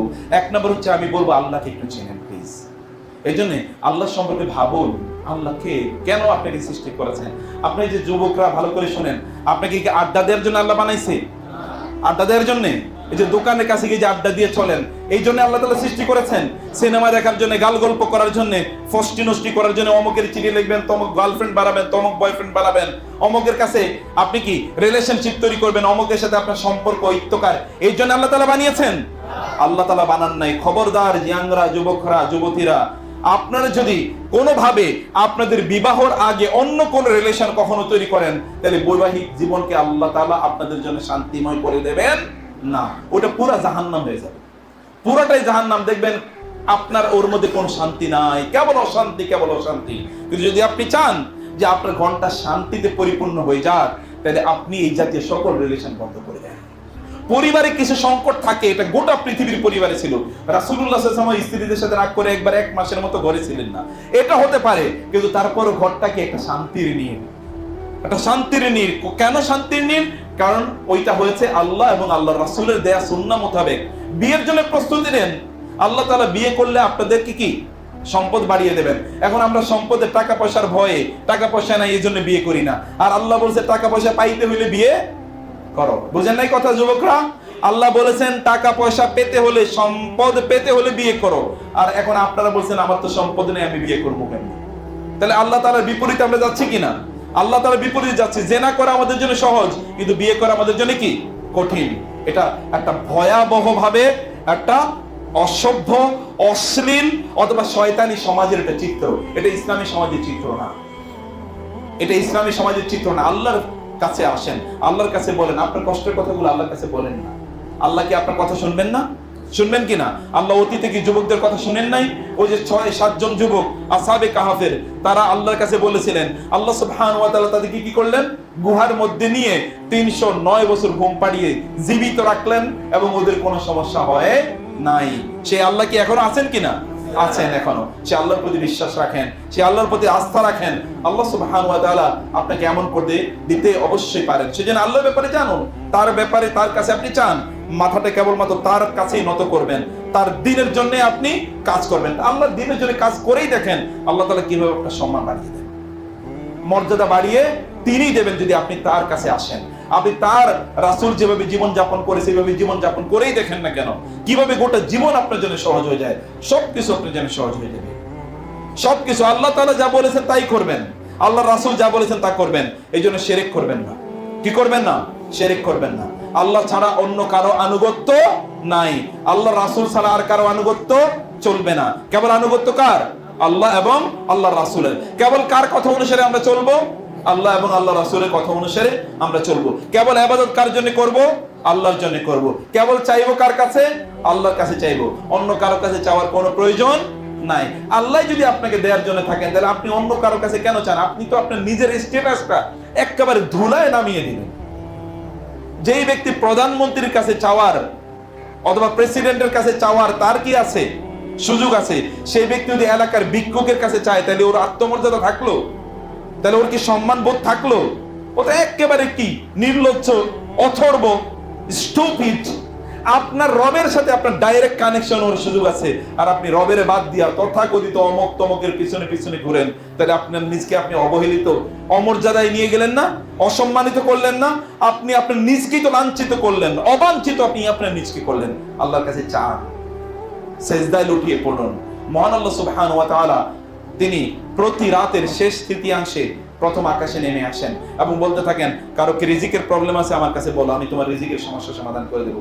এই যুবকরা আছেন ব্যবসা নাই, চাকরি নাই, অথবা মনে করে কি টাকা পয়সা নাই, তাহলে আল্লাহ তাআলা তো প্রথম আকাশে প্রতি রাতে নেমে আসেন, আপনি তার কাছে বলতে পারেন না? আপনার এলাকায় যদি প্রধানমন্ত্রী আসতো এবং বলতো যে এলাকায় প্রধানমন্ত্রী এসেছে, এই এলাকার যত ধরনের যুবকরা আছে তারা প্রধানমন্ত্রীর কাছে গিয়ে যা চায় তাই তাদেরকে প্রদান করা হবে, যুবকরা কি সেখানে যেত কি যেত না? সবাই যেত, গিয়ে ওইখানে প্রয়োজনে মারামারি করতে বলার জন্য করতো না? কিন্তু প্রধানমন্ত্রীরা, দুনিয়া সব প্রধানমন্ত্রী কি কথা ঠিক রাখে? কথা বুঝেন না আপনারা? দুনিয়ার সব প্রধানমন্ত্রীরা যা বলে তাই করে, সব প্রেসিডেন্টরা যা বলে তাই করে, অধিকাংশই তাদের কথা ঠিক রাখে না। কিন্তু আল্লাহ, আল্লাহ কি তার কথা ঠিক রাখেন না? তিনি কি তার কথা কোনোদিন ভঙ্গ করেছেন?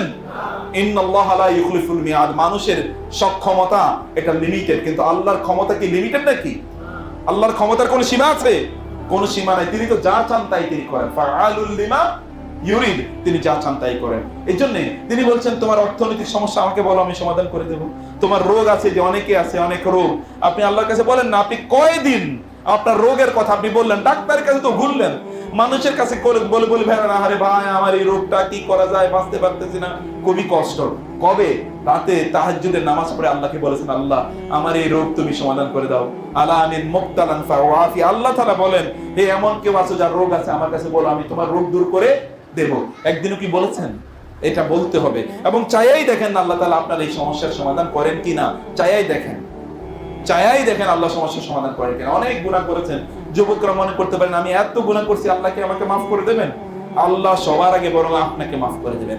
যে যত বড় অপরাধী, সে তত বড় ক্ষমতা পাওয়ার, তত বড় সে ক্ষমা পাওয়ার কি রাখে?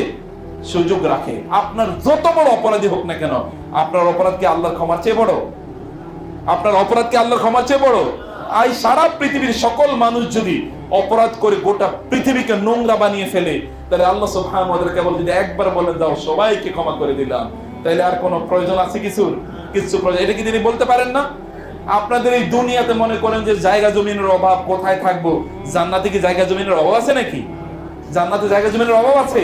যে ব্যক্তি সর্বশেষ জান্নাতে যাবে, ওই ব্যক্তিকেই তো এই দুনিয়ার প্রায় 10টা দুনিয়ার সমান জান্নাত প্রদান করবেন আল্লাহ। এই দুনিয়ার এতটুকু জমিন নিয়ে এত কাইজা, মারামারি, ঝগড়া, বিবাদ, ইত্তকার কেন করছেন? এই সামান্য একটু জমিন নিয়ে জান্নাতের একটি ইট, যে ইট দিয়ে আপনার জন্য অট্টালিকা বানানো হবে, ওই ইট যদি বিক্রি করা হয়, তাহলে গোটা দুনিয়ার সব সম্পদ বিক্রি করে একটা ইট কেনা যাবে না। ওই রকম জান্নাত আপনাদের জন্য আল্লাহ বানিয়ে রেখেছেন না?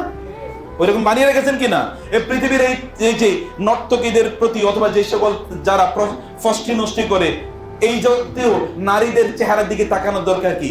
জান্নাতে যেই নারীদেরকে আল্লাহ তাআলা আপনাদের জন্য তৈরি করে দিয়েছেন, ওরা যদি পৃথিবীতে একবারে উকি মারে, তাইলে আর পৃথিবীতে কিয়ামত পর্যন্ত কোনো আলোর প্রয়োজন হবে না।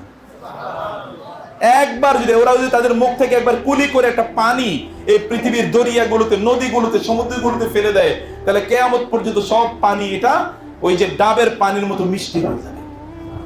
কি সুন্দরী তারা, কি মর্যাদাকার তারা, তাদের যেই সেন্ট, সুগন্ধি তাদের শরীর থেকে বের হবে, এটাই তো ভরপুর মাইল, হাজার হাজার মাইল পর্যন্ত এটা ছড়িয়ে পড়বে।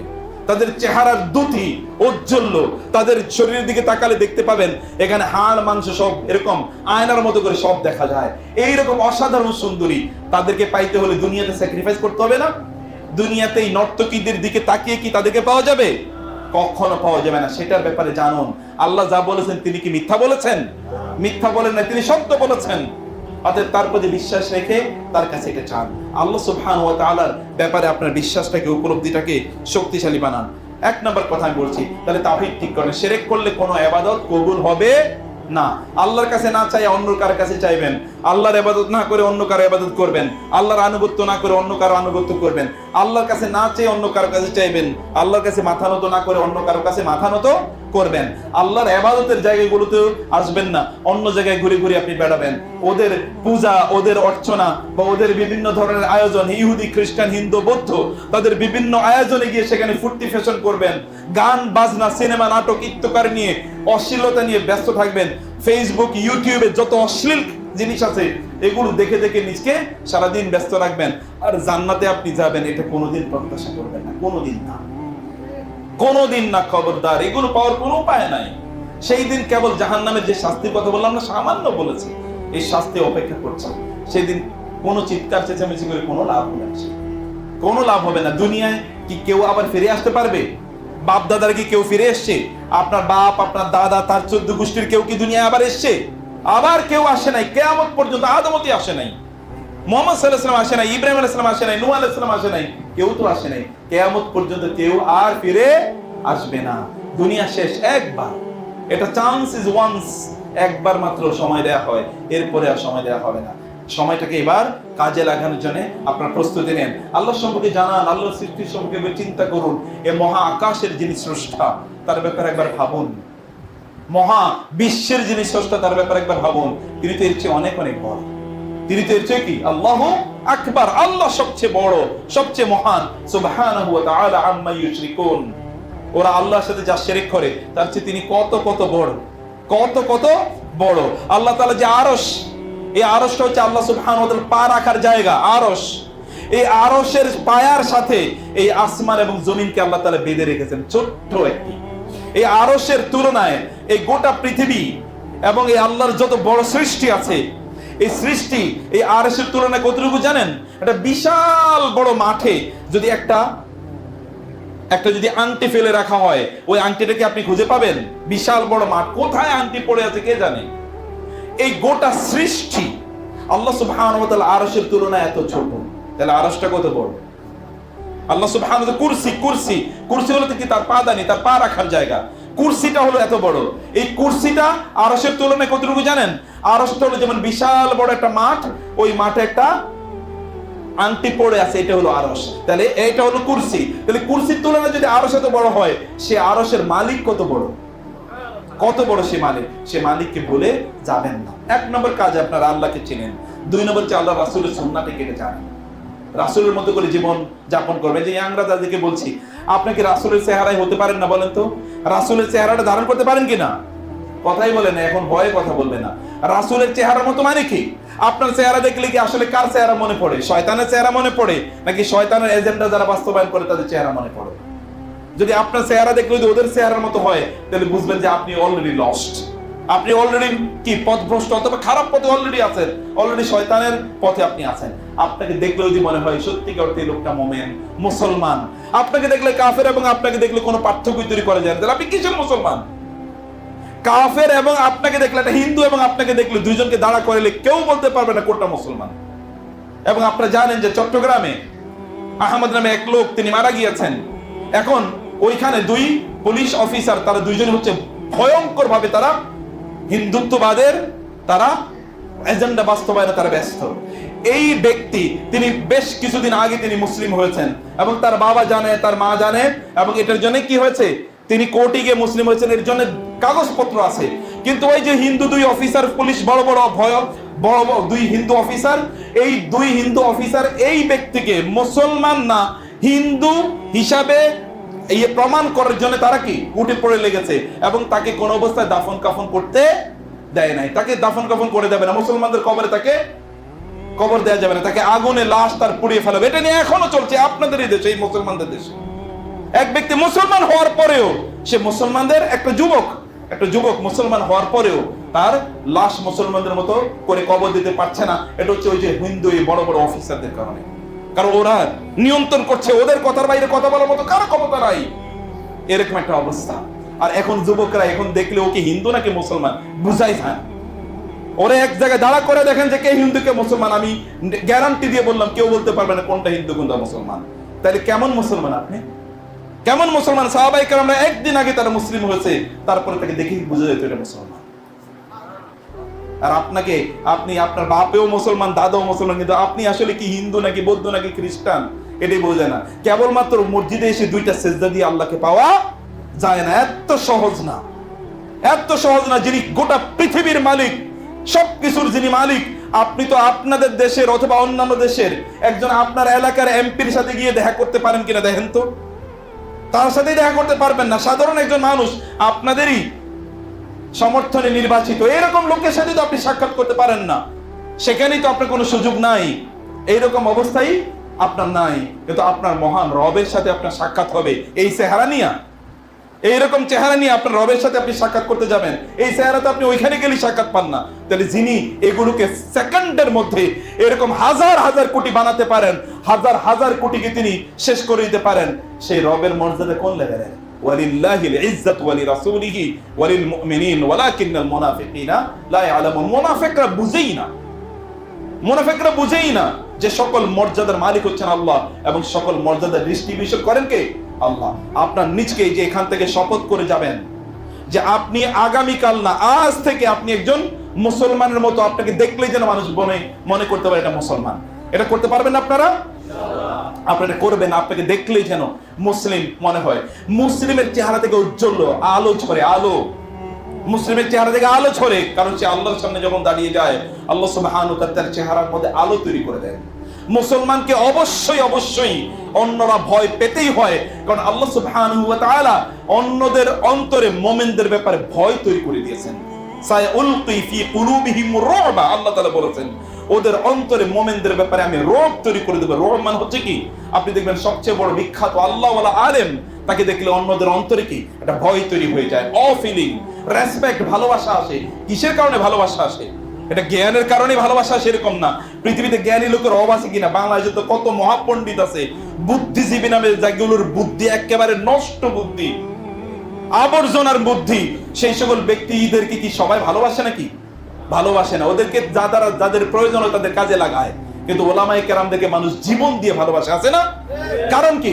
একটাই, তারা হচ্ছে এরা আল্লাহর ইবাদত করে।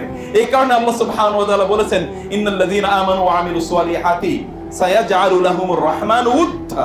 যারা আল্লাহর প্রতি ঈমান এনেছে, আল্লাহর ইবাদত করে, আল্লাহ তাআলা অন্যদের অন্তরে তাদের জন্য ভালোবাসা তৈরি করে দেবেন। রাসূলকে আমরা কি পরিমাণ ভালোবাসি বলেন তো? এরকম ভালোবাসার কোনো তুলনা আছে? গোটা পৃথিবীতে কেউ যদি রাসূলের বিরুদ্ধে একটা কথা বলে তাহলে গোটা পৃথিবী উত্তাল হয়ে যায় না? কেন উত্তাল হয়? অন্য কারো ব্যাপারে তো উত্তাল হয় না, কারো ব্যাপারে এত উত্তাল হয় না। হিন্দুদের অথবা অন্যদের, খ্রিস্টানদের এইরকম বিভিন্ন, আপনি দেখেন তো তাদেরই লোকেরা তাদের বিরুদ্ধে কত গালিগালাজ করে, কেউ কিচ্ছু বলে না।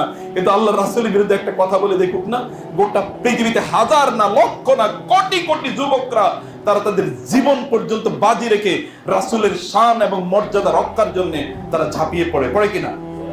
এটা কেন? এটা আল্লাহর সাথে তার সম্পর্কটা ওই লেভেলে। তোমাদের আপনাদের সম্পর্কটা আল্লাহর সাথে ওই লেভেলে করুন প্লিজ। ওই লেভেলে যদি আপনারা করতে পারেন তাহলে দেখবেন যে আপনাদেরকে অবশ্যই অন্যরা দেখে সম্মান করবেই, মাস্ট। আপনাদের সম্মানটাকে আপনারা ভুলুণ্ঠিত করে দিচ্ছেন, মাটির মধ্যে লুটিয়ে দিচ্ছেন, ধ্বংস করে দিচ্ছেন। আমি বন্ধুদেরকে বলবো যে আপনারা আল্লাহর সাথে সম্পর্ক বাড়ান, দেখবেন আপনার আশপাশে যারা আছে তারা আপনাকে শ্রদ্ধা করতে বাধ্য হবে। প্রিয় ভাইরা, রমাদান আসছে, রমাদানের রোজাগুলো ঠিক মতো রাখবেন। রোজাগুলোর মধ্যে কোনো অন্যথা করবেন না। কেবলমাত্র রোজা কেন এসছে? কেবলমাত্র কি হালাল জিনিস থেকে বিরত থাকার জন্যই যে আপনি খাবেন না এবং কি পানি পান করবেন না, ইত্তকার থেকে আপনি বিরত থাকা, আপনি এগুলো করবেন, এগুলো খাওয়া এবং পানীয় ইত্তকার গ্রহণ করবেন না, কিন্তু আর যত হারাম আছে সব কইরে বেড়াবেন। অমুকের বিরুদ্ধে শয়তানি, তমুকের কিভাবে মারবেন, তমুকের কিভাবে ক্ষতি করবেন, অমুকের সম্পদ কিভাবে লুণ্ঠন করবেন, তার পিছনে কতক্ষণ তারকে গালিগালাজ করা, অমুকের বিরুদ্ধে কিছু কথাবার্তা বলা, অথবা কি হারাম জিনিস খাওয়া, হারাম জিনিস বিক্রি করা, মানুষের ক্ষতি করা, আপনার চোখের কি হারাম জিনিসের প্রতি চোখ দিয়ে হারাম জিনিস সারাদিন দেখবেন, এই কান দিয়ে হারাম জিনিস সবসময় শুনবেন, এর মাধ্যমে আপনি আল্লাহর জান্নাত পেয়ে যাবেন, আল্লাহওয়ালা হয়ে যাবেন? No, never. শয়তানের 5টা দরজা আছে, যে দরজা দিয়ে শয়তান আমাদের শরীরে ঢুকে যায়। তোমাদের এইটা একটা, তোমাদের এইটা 1 নাম্বার চোখ, 2 নম্বর মুখ, 3 নম্বর কি কান, এই জায়গাগুলো দিয়ে শয়তান ঢুকে। এবং 4 নম্বর হচ্ছে যে পেট, কি দিয়ে ঢুকে শয়তান? এই পেট। এবং 5 নম্বর হচ্ছে লজ্জাস্থান। 6 নম্বর 8টা, এটা হলো পা। এই 6টা জায়গা দিয়ে শয়তান আমাদের মধ্যে ঢুকে যায়। কয়টা জায়গা দিয়ে ঢুকে? 6টা জায়গা দিয়ে। প্রথম 1 নম্বর হলো চোখ। এই চোখটাকে হেফাজত করতে হবে রমাদানে। আপনারা শপথ করে বলতে হবে রমাদানে হারাম কোনো জিনিস দেখবেন না। শপথ করে বলতে পারবেন? ইনশাআল্লাহ। শপথ করে বলেন যে এই রমাদানে কোনো হারাম জিনিস দেখবেন না। 1 নম্বর শপথ। সবার শপথ তো? 2 নম্বর হচ্ছে এই রমাদানে মুখ দিয়ে হারাম কোনো জিনিস বলবেন না। এটা কি শপথ? ইনশাআল্লাহ। রমাদানে মুখ দিয়ে কি করবেন না? হারাম কিছু বলবেন না। কেবল করবেন কি? কোরআন তেলাওয়াত করবেন। কোরআন তেলাওয়াত করলে আল্লাহ সুবহানাহু ওয়া তাআলা ফাইন্নাহু রাউহুল লাকা ফিস সামাই ওয়া যিকরুল লাকা ফিল আরদি, তাহলে আসমান এর অধিপতি আপনার জন্য শান্তির ব্যবস্থা করে দেবেন এবং জমিনের সকল লোকেরা আপনার কথা বলাবলি করা শুরু করে দেবে। রাসূলুল্লাহ সাল্লাল্লাহু আলাইহি ওয়াসাল্লাম বললেন, কেউ যদি, আল্লাহ তাআলা বলেন, কেউ যদি কোরআন তেলাওয়াত করার কারণে আমার কাছে চাইতে ভুলে যায়, তাহলে লোকেরা চায়া আমার কাছে যা পাবে, ওই লোক না চাওয়ার কারণে আমি তাকে তার চেয়ে বেশি প্রদান করব। কোরআন তেলাওয়াত করবেন রমাদানে, বেশি বেশি তওবা ইস্তিগফার করবেন, জিকির আস্তাগফিরুল্লাহ আস্তাগফিরুল্লাহ, এবং বেশি বেশি দুরূদ পড়বেন। দুরূদ পড়লে আপনার টেনশন আল্লাহ তাআলা দূর করে দেবেন, কোনো টেনশন থাকবে না। দুরূদ পড়লে আপনার গুনাহ আল্লাহ তাআলা মাফ করে দেবেন, কোনো গুনাহ থাকবে না। আপনি আস্তাগফিরুল্লাহ আস্তাগফিরুল্লাহ পড়লে আল্লাহ তাআলা কেবল গুনাহই মাফ করে দেবেন এরকম না, আস্তাগফিরুল্লাহ আস্তাগফিরুল্লাহ আস্তাগফিরুল্লাহ পড়লে আপনার অর্থনৈতিক যত সমস্যা আছে সব সমস্যার সমাধান করে দেবেন আল্লাহ তাআলা। এজন্য বেশি বেশি রমাদানে কি করবেন? আস্তাগফিরুল্লাহ আস্তাগফিরুল্লাহ আস্তাগফিরুল্লাহ, কোরআন তেলাওয়াত করবেন, জিকির করবেন, আজকার করবেন। রমাদানে এইভাবে আপনাদের মুখটাকে আপনারা ব্যবহার করবেন। অতএব 1 নম্বর বলেছে চোখ দিয়ে হারাম দেখা যাবে না, মুখ দিয়ে হারাম কথা বলা যাবে না, কান দিয়ে হারাম কিছু শোনা যাবে না। কান দিয়ে হারাম কি কি শোনা হয়? গান, বাদ্য। যুবকরা হাত তুলে আমাকে বলতে হবে এখন থেকে গানকে নো বলে দিলাম। এটা বলা যাবে ইনশাআল্লাহ? এখন থেকে গান কি বললাম? নো, কোনো গান নাই। যারা গান শোনে আল্লাহ তাআলা তাদের অন্তরের ঈমানটাকে দূর করে দিয়ে ওইখানে নেফাকি ঢুকিয়ে দেয়। কি করে দেন? নেফাকি ঢুকে, যে ওর অন্তরটা নেফাকি দিয়ে মুনাফিকের অন্তর হয়ে যায়। এই মুনাফিকের অন্তর দিয়ে আল্লাহর ইবাদত হবে কিভাবে? হবেই না। এই জন্য আল্লাহর ইবাদত হয় না। অন্তরটাকে যদি সাফ রাখতে হয় তাহলে কানটাকে নিয়ন্ত্রণ করেন। কানটাকে কি করবেন? নিয়ন্ত্রণ করবেন। রমাদানে কেবলমাত্র খাওয়ার জন্যই যেন রোজা আপনার না আসে। অধিকাংশ লোকই তারা কি করে? রমাদানে তাদের একমাত্র কাম হলো কেবল খাওয়া। ইফতারিতে খাবে কি, সাহারিতে খাবে কি, কেবল এটা নিয়ে তারা ব্যস্ত থাকে। রমাদানটাকে খাবার জন্য না, কম খাওয়া যায়, মানুষকে দান করেন, মানুষের মাঝে ডিস্ট্রিবিউশন করেন, এই কাজগুলো করবেন। রমাদানে সালাতুত তারাবির ব্যবস্থা এখানে নিশ্চয়ই আছে, এখানে সালাতুত তারাবি আদায় করবেন। সালাতুত তারাবি কেবল রমজানের বাইরে কি আর এই নামাজ ইবাদতটা আছে? নাই। এটাকে আপনারা অপরচুনিটি হিসেবে গ্রহণ করেন। সালাতুত তারাবি আদায় করবেন, কিয়ামুল লাইল করবেন, তাহাজ্জুদের নামাজ আদায় করবেন। রাতে যখন আপনারা সাহারি খাবেন তার আগে একটু উঠবেন, 2 রাকাত কমপক্ষে পড়েন না, পড়ে আল্লাহর কাছে আপনার কথাগুলো বলেন, কান্না কেটে করে বলেন। একটা রুমে আলাদা হয়ে যান যেখানে কেউ দেখবে না। এই সময় আল্লাহর কাছে আপনার কথাগুলো বলেন, কেঁদে কেঁদে বলেন, চোখের পানি ফেলেন। সিনেমা দেখে যারা চোখের পানি ফেলেছে, ওই ব্যক্তি যদি আল্লাহর জন্য চোখের পানি না ফেলে, তাইলে এই চোখের পানি কিয়ামতের দিন কোনো পানি থাকবে না, এগুলো দিয়ে রক্ত পড়বে কিয়ামতের দিন। ওই রক্ত সে কাঁদতে থাকবে, রক্ত পড়বে, কিন্তু কোনো মাফ নাই, বাঁচার কোনো উপায় নাই। আজকে 1 ফোঁটা পানি ফেলেন আল্লাহর জন্য, আল্লাহর ভয়ে। রমাদানে এই কাজটাকে আপনাকে করতে হবে। সাদাকা করুন, যতটুকু সম্ভব আপনাদের সাদাকা করতে থাকবেন। রমাদানে একবার কমপক্ষে কোরআন খতম করবেন। রাজি তো ইনশাআল্লাহ? রমাদানে কোরআন শিখবেন, যারা শিখেন নাই এখানে কোরআনের আয়োজন হবে ইনশাআল্লাহ। এই মসজিদে যেন লোকেরা সুন্দর করে কোরআন পড়তে পারে এরকম একটা আয়োজন এখানে হবে। আপনারা এই মসজিদে জয়েন করবেন রমাদানে এখানে ইনশাআল্লাহ। এগুলোর ব্যাপারে রাজি তো আপনারা ইনশাআল্লাহ? হাযা ওয়া সাল্লাল্লাহু সুবহানাহু ওয়া তাআলা নবিয়ানা মুহাম্মদ। আকুলু কওলি হাযা ওয়া আস্তাগফিরুল্লাহ লি ওয়া লাকুম ওয়া লিসাইরিল মুসলিমিন ফাস্তাগফিরুহু ইন্নাহু হুয়াল গফুরুর রহিম। ইন্নাল হামদালিল্লাহ ওয়াস সালাতু ওয়াস সালামু আলা রাসূলিল্লাহ ওয়া আলা আলিহি ওয়া সাহবিহি ওয়া মাওয়ালা, আম্মা বা'দু ফাআউযু বিল্লাহি মিনাশ শাইতানির রাজীম। বিসমিল্লাহির রহমানির রহিম। إن الله وملائكته يصلون على النبي يا أيها الذين آمنوا صلوا عليه وسلموا تسليما اللهم صل على محمد وعلى آل محمد كما صليت على إبراهيم وعلى آل إبراهيم إنك حميد مجيد اللهم بارك على محمد وعلى آل محمد كما باركت على إبراهيم وعلى آل إبراهيم إنك حميد مجيد। রমাদানের রোজা রাখবেন, কোন রোজা ছাড়া যাবে না। এটা বাচ্চাদেরকে পর্যন্ত রোজা রাখতে অভ্যস্ত করবেন। ওদেরকে যেমনি ভাবে খারাপ কাজে অভ্যস্ত করেছেন, এখন থেকে ভালো কাজে অভ্যস্ত করা এই যে মুরব্বীদের দায়িত্ব। তোমরা যারা যুবকরা আছো, এলাকায় যদি কোনো অশ্লীল কাজ হয়, যদি কোনো হারাম কাজ হয়, এগুলোকে তোমরা বাধা দাও। তোমরা এমন একটা গ্রুপ তৈরি করো তোমাদের নিজেদের মধ্যে, কোনো হারাম কাজ করতে তোমরা এটা দেবে না। আমি একটা এলাকায় গেলাম, ওইখানে লেখা আছে ধূমপান মুক্ত এরিয়া, অর্থাৎ এই এলাকায় কোনো ধূমপান করা যায় না, মাদক দ্রব্য সেবন করা তো বহু দূরের কথা। আপনারা কি এলাকার যুবকরা এরকম হয়ে যেতে পারেন না যে আমাদের এলাকাটাকে আমরা সকল ধরনের পাপ মুক্ত ঘোষণা করলাম, সিনেমা মুক্ত ঘোষণা করলাম, অশ্লীলতা মুক্ত ঘোষণা করলাম? এটা কি বলা যায় না? যায় কিনা? যায়। এটা আপনারা করবেন। এই রমাদানটাকে আপনারা এইভাবে কাজে লাগান। রমাদান নিজেদেরকে পরিবর্তন করেন। এবারে রমাদান যেন নিজের জীবনের শেষ রমাদান হয়। রোজা রাখবেন, আপনারা কিয়ামুল লাইল করবেন, কোরআন তেলাওয়াত করবেন, মানুষের পাশে দাঁড়াবেন, কোন ধরনের খারাপ কাজে নিজেদেরকে নিয়োজিত করবেন না। চোখটাকে হেফাজত করবেন, মুখকে হেফাজত করবেন, কানকে হেফাজত করবেন, বেশি বেশি খাবেন না, বেশি বেশি আল্লাহর সামনে দাঁড়িয়ে যান। রাতের সালাতটাকে কখনোই পরিত্যাগ করবেন না। রাতের বেলা আপনি যতটুকু সালাত আদায় করবেন, ইবাদত করবেন, আল্লাহ তাআলা দিনের বেলা আপনার মর্যাদা ততটুকু বাড়িয়ে দেবেন। অতএব রাতের বেলা ইবাদত করুন, আল্লাহ সুবহানাহু ওয়া তাআলা এর সামনে রাতের বেলা ইবাদত করুন। পিতা মাতাদের সাথে সাহায্য করুন, বাসায় পরিবারে সুন্দর ব্যবস্থা রাখুন, পরিবারে সময় কাটাবেন, একসাথে সবাই মিলে কোরআন তেলাওয়াত করবেন, একসাথে সবাই মিলে দ্বীনি বই পড়বেন।